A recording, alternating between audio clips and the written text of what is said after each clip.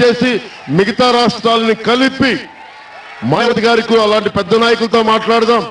కేంద్ర పరిధిలో నాకు తెలిసిన ప్రతి ఒక్క నాయకుడు మాట్లాడి కాంట్రిబ్యూటరీ పెన్షన్ స్కీమ్ ని రద్దు చేయించి పాత పెన్షన్ విధానాన్ని తిరిగి తీసుకొచ్చే బాధ్యత నేను భుజాల మీదకి ఎత్తుకొని మీకు మాటిస్తున్నాను. ఒక ప్రభుత్వ ఉద్యోగకుడిగా చెప్తున్నాను ఈ మాట. అలాగే నేను నేను రైతుని. నేను ఖుషి సినిమా అయిపోయిన తర్వాత జానీ ఎప్పుడో ఒక సమయంలో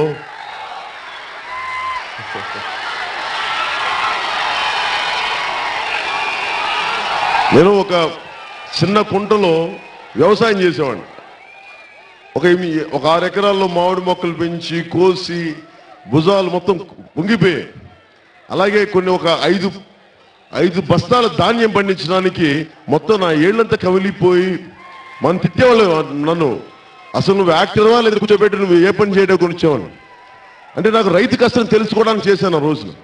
అలాంటి రైతు ఆత్మహత్యలకు లోనై గిట్టుబాటు ధర లేక లాభసాటి లేక ధర లేక బాధపడతా ఉంటే నాకు ఏం చేయాలి వీళ్ళకి చాలా తపన పడేది. ఒకసారి భారతీయ జనతా పార్టీ ప్రభుత్వం కూడా వచ్చింది. ఒకసారి కొంతమంది వచ్చి మీరు రైతు చనిపోకుండా ఒక అడ్వర్టైజ్మెంట్ ఇవ్వండి అంటే మాటకి ఎవరు వినరు.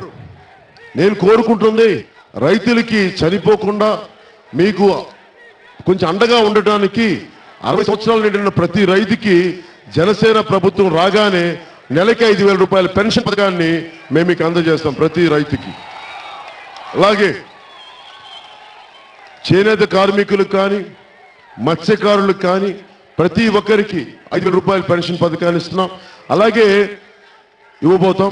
అలాగే ముఖ్యంగా దివ్యాంగులు ఉంటారు. ప్రతి ఊర్లో ప్రతి చోట దివ్యాంగులను చూస్తే నా మనసు తరుక్కుపోద్ది. భగవంతుని అందరిలా సృష్టి అందరిలా పుట్టించదు. దివ్యాంగులు అంగవైకల్యం ప్రత్యేక పరిస్థితుల్లో పుట్టిన మానసికమైన ప్రత్యేక పరిస్థితులు కలిగిన వ్యక్తులు పుట్టి ఇంటికి భారం అయిపోతారు.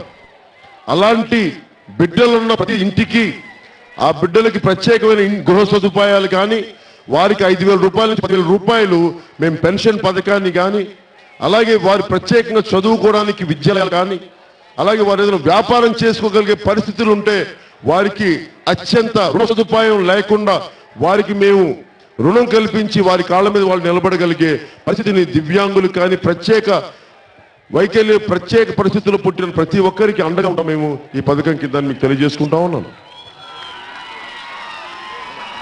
అలాగే